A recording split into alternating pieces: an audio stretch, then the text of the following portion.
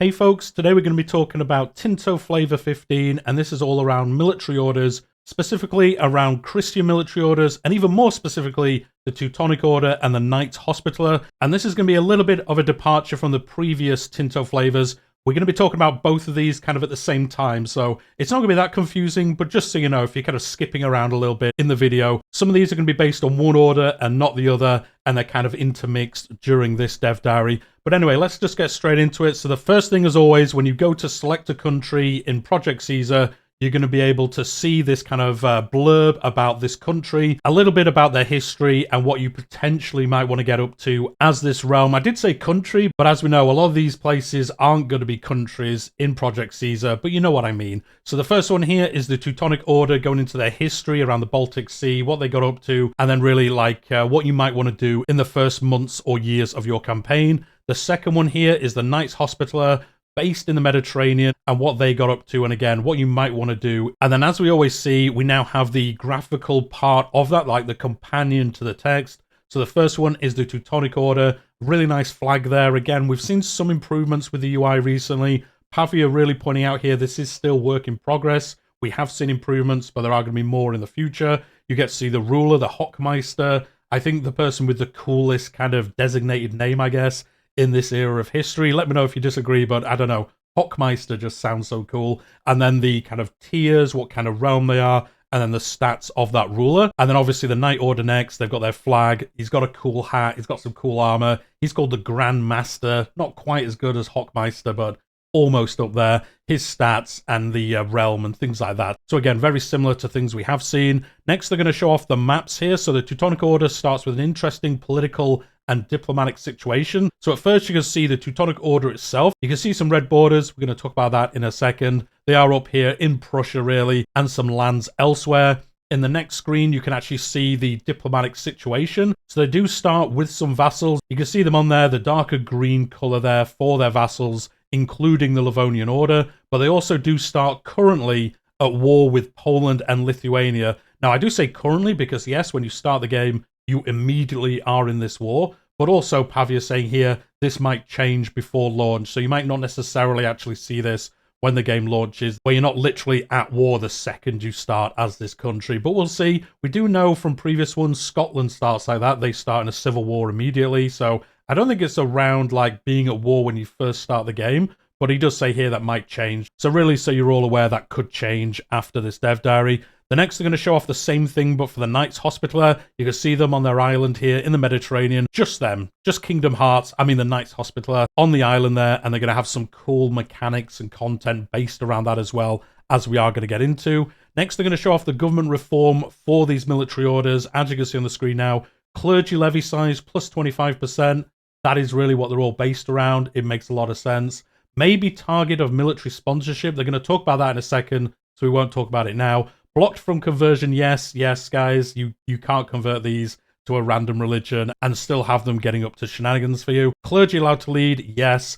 Monthly progress towards belligerent and offensive, 0.10. The next part, they're going to show off some of the unique buildings. The first one here is the Order Headquarters. I will say this can only be built once in your realms. You cannot spam this building out. So the Order Headquarters, monthly manpower plus 20, fort defense plus 10, can recruit regiments here, yes. The production method, that's the trade goods that you need to make this run efficiently. Required for construction, doesn't look too bad. 500 gold, sounds like quite a lot. This is the residence of the Grand Master and serves as their base of operations. The next, you can build these across your realm. They are basically some improved forts. This gives clergy power plus 100%. Obviously, monks, crusaders being in there, it's going to give them some more power. Fort defense plus 25% though, makes your forts that little bit better. And again, the requirements for construction and the cost. The last one here is really interesting, the Order Commandery. This is able to be built in any Christian realm that you have good relations with. So if you're playing as the Teutonic Order, if you've got good relations with France, Castile, England, you can build these buildings in their land, and then they give the following benefits: manpower to owner plus 2, gold to owner 0.05. So when you initially looked at this, you might think, wow, those location bonuses are terrible, but it isn't that. You can spam these out as many as you can build in the right places if you have the relationship with them. And imagine if you had a whole bunch of these, it would quickly add up. This is really showing like how they would go out, recruit people, and then those people would come fight for the orders. So this is how that's going to work. And I think that's really cool. We've seen this with some other mechanics around like banking realms, but seeing it in this, it does make a lot of sense. Next, they're going to show off some of the estate privileges. This is for the clergy, military orders, discipline plus 2.5%. You're going to see a lot of discipline bonuses during this dev diary. Clergy are allowed to lead. We've seen that already. And then has the military order government reform, discipline plus 5%, so even more discipline. The next two are going to be covered here, but also in a second. But if you give sponsorship of military order to any country, you get army morale plus 10%. If you receive sponsorship, you get army maintenance minus 15%, and they're going to go into exactly what that means in the next part here. So this unlocks a unique diplomatic action with other Catholic countries, the sponsorship of military order, and this is where other Catholic realms will give you money to fund your crusading adventures across the map. So you can see here the Teutons will pay the country 0 gold per month. That will obviously change depending on what's happening. Teutons spread their embraced institutions to Stockholm in this example. This will end if there's a war between the two realms, and then they get these other buffs that they're going to show off now. So sponsoring military order, this gives you monthly religious influence 0.03, monthly prestige 0.05. So if you are sponsoring these military orders, you do get a bonus for this. I'm not sure when I would ever do this. I wonder if I was playing like a tall trading empire or something, and I had a bunch of gold spare, and I just wanted to spend it on something interesting. I could fund these orders and then see what they get up to as like a cool little thing to kind of keep an eye on the map as I'm really just playing that trade game. Let me know what you think. Would you do this? Would you not? We don't know exactly like the full bonuses for doing this. I imagine you get something else out of it as well, but that is currently what is shown here. And then if you are a sponsored military order, if you're receiving that money, you also get monthly army tradition 0.01, so a nice little bonus. And again, they aren't big numbers. They might get balanced in the future, but obviously multiple realms can do this to you. So they aren't going to be really high, because then you could get crazy modifiers, but it is a little bit, and that will help your realm. Speaking of realms, as these are going to be theocracies, the military order will also have access to unique laws and policies. The first one here being the Divine Cause, fort strength plus 20%, which is pretty nice. Monthly progress towards communalism, 0.10. Now this is showing the Safeguard Holy Sites policy. There are 3 others: combat heresy, expulsion of heathens, pursuit of knowledge. So this top bonus that we just talked about around forts, that could change depending on what policy you choose. I would think maybe combat heresy improves your combat, you know, externally outside your realm. Expulsion of heathens, maybe you get some kind of conversion or population, you know, pushing them out of your realm, as it says, really. Different bonuses around that, but the one shown is Safeguard Holy Sites. The next one is Holy Mission Law. The current active policy in this example is Mission of Protection. Fortification maintenance, minus 20%, which is very nice. Monthly progress towards defensive, 0.10. And again, similar to the one above, there are 7 policies around this. So internal mission, balanced mission, mission of protection, mission to civilize, mission on the high seas, and they are going to change that initial bonus. The fortification maintenance, that will be different for different options that you do select. The next one is monastic order. This is a policy of the theocratic leadership law. Fort maintenance minus 20%. So, you know, stack it with the one above. You're going to have a lot less maintenance to be paying on your forts. Monthly progress towards quality, 0.10. If you've never played EU4 or you're not really sure what's going on with these, quality is the opposite of quantity, and it is relating to armies. So if you have a quality army, it is smaller, but the army is better. If you have quantity, your army will be bigger, but it won't be as good. Like, the units won't be as good. That is the rough version of it. It can change depending on buildings and all these other things, but that is the general theory. And there's a bunch of these, you know, there's like internal versus external. If you're internal, you're trying to like play tall, turtle around. If you're playing external, you're probably going on wars and things like that. So there's a bunch of these. They have shown them off before, but if this is your first dev diary, a little bit of an explainer there. The next thing they're going to quickly show off is marriage law, celibacy. No shenanigans going on in any of these holy orders. Definitely historically what happened, but that is what is supposed to happen anyway. Next, they're going to show off some of the Knight Hospitaller stuff, and they have a couple more reforms and privileges. So as they are there on the island in the Mediterranean, Crusade in the Sea is their government reform. And as you can see, galleys are cheaper to build, cheaper to repair, cheaper to maintain, army disembarks quicker, and then naval and belligerent also gets a bonus from this as well. Really around the theme of them being on the island and then taking their wars elsewhere. So that is really cool to see. Next is the autonomous local commander's estate privilege. Monthly army tradition, 0.05. Monthly progress towards decentralization, 0.05. Now, this looks good. I think this would be awesome if you implemented it.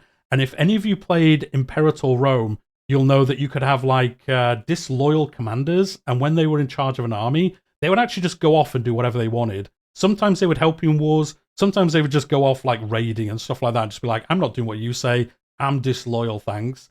It'd be cool, I think, if you could have like a privilege like this, and it would actually make your like crusader armies that you've got in your realm actually just play on their own. You know, have the local commanders be autonomous and get up to whatever they wanted.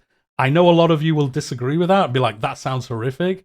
But if it was like a selectable law where you could do it, I think it would be fun to have a campaign where you're playing as the Knights Hospitaller and you're really concentrating on the island, you're trying to upgrade it, maybe you even get into some trading or something, I don't know, but you're not that interested in the crusading side. I know you're already screaming in the comments, why would you play as a Holy Order and not be interested in the crusading side? But, you know, hear me out. But you could then have this, and then you would fund the armies, and then they would just go off and do things for you. I don't know, I think that would be pretty fun. I'm sure many of you would disagree, but maybe there'll be a mod that lets us do that in the future. Next, they're going to show some of the Teutonic Order things, and they're going to start here with the estate privilege. This is the Culm Law. This was a modified version of the Magdeburg Law, really showing that although they were in Prussia and they're this holy order, they understood the city merchant guilds, the mercantile interests in the Baltic Sea were important, so they reduced the tax for the burgher estate, as you can see. The next one is actually a work of art. I'm not going to try pronounce it. It is something about Prussia by the wording, and this was a chronicle written in Latin about the Teutonic Order and their wars against heathens. This is renowned in area, which means it's kind of a low-level work of art. It is known in that area, as it says, not a worldly known one. It is one of the smaller versions of a work of art. Next, they're going to show off some of the advances, starting with the Teutonic Order, Crusader Discipline. As I said, a lot of discipline bonuses. This is in the Age of Traditions, Discipline plus 5%. You're going to be having some fun with these armies. Next is the Teutonic Heavy Cavalry. This is in the Age of Traditions as well. Cavalry power plus 10%. Cavalry maintenance cost minus 10%. A lot of crusading knights, all that cool stuff going on. Next is the Reformed Order Army, available in the Age of Renaissance. Non-culture levy size plus 10%. Although German knights were the veterans of the Crusade and countless European wars, there just really wasn't enough of them to really make this order as powerful as it could be. So this is showing that with these non-culture levy sizes, bringing in these other cultures to help you in these wars. The next one is the Teutonic Religious Authority. This is in the Age of Discovery. Monthly religious influence, 0.10. Pop conversion speed, plus 20%. Showing really that you're there to convert these people to the Word of God. The last one here is one state, one religion, Age of Absolutism, Tolerance to the True Faith, plus 1. Obviously, they are there to be Christians. Heretics and heathens are not welcome in this realm. Next, they're going to show off some of the Knight Hospitaller stuff. Assistance to the Suffering, Age of Traditions, Army Reinforce cost, minus 20%. Next one, Reconquista of the Sea, which is a cool name for one of these advances. Age of Renaissance, Galley Power, plus 20%. Ship Capture Chance, plus 20%. Although this was a crusading holy order, they did also have to deal with Turkish and Barbary menaces, people in the Mediterranean, getting up to piracy. And as you can see, though, Galley Power, plus 20%. We've already seen they get them at half cost, half maintenance. Now they're also 20% better as well, and you can capture ships easier, so you can build your navies up just by stealing ships off other people. The next one, kind of linking to the previous one, Scourge of Corsairs, Age of Discovery, naval damage done, plus 10%, so stacking with those galleys, gonna have a fun time. The next one is the Never Ending Crusade. This kind of links into something later on about events. Age of Reformation, Discipline, plus 5%. All that discipline getting built up does make sense. Holy Orders, 100% disciplined all the time.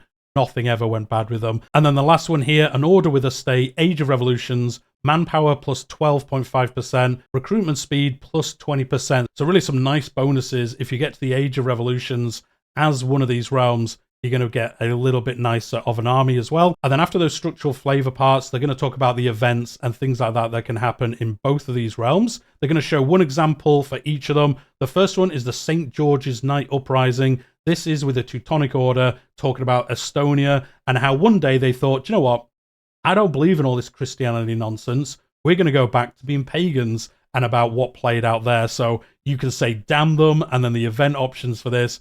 every owned Estonian population loses 50% satisfaction and joins the St. George's Night Uprising. 75% of them will also change religion and they're going to become heathens once again, and you're going to play out this event, this disaster, and see what happens. The next one is all around the Knights Hospitaller. Aftermath of the Crusade era. What happens when the Crusades are over? All those fun times have ended. What do we actually do as a realm if that does happen? And there are a couple of different options. It is unfortunate that they don't give us more information about exactly what they do, but let's look through them. We remain Crusaders at heart. I guess you could just carry on playing as a Holy Order and keep crusading to the end of the game. Could be pretty fun. The second one is look inwards. We must develop our stronghold. I wonder if this is where you switch to like a Merchant Republic or something like that. That would be pretty cool, especially in this example. You've got the island in the Mediterranean. I think it would be pretty fun if they became like a Merchant Republic, go up against Venice and things like that. Could be pretty interesting. Or the last one is we must not disturb the status quo. Now, as the first one's talking about remaining Crusaders, I wonder if this is where you just become like a normal state. So you lose all your Holy Order bonuses and you become a standard state, like a monarchy or a republic of some kind. I don't know, but I guess that's what it's talking about, because it's talking about the Crusades ended and we're not going to go back and be Crusaders. So I guess that's what's going to happen. Again, unfortunately, no information here about what they actually do. It would have been cool to see, but those are the options. And with that, that is the end of the Dev Diary this week. They do say we won't get any Tinto flavor next week. It is a holiday. But as we know, on Wednesday, they're going to go further into the Christian world mechanics, which we've already had for 2 weeks. Next week, they're going to be talking about that split in the church that happened during this era and the war of religions as well that followed it. So we'll find out all the mechanics around that. As we've seen with everything else, I think the mechanics are going to get that like level up from EU4, really integrate into other systems. The war of religions are going to be so interesting to see what happens, how it plays out, the mechanics, all that cool stuff. So if you haven't already, do subscribe to the channel. I'm covering Project Caesar up to official announcement, launch and beyond, and I also cover Crusader Kings 3 in a very similar manner. And if you've got through all of this, hit that like button. You must have enjoyed the video if you haven't already. But with that, we'll leave it there for today, and I'll see you all next time.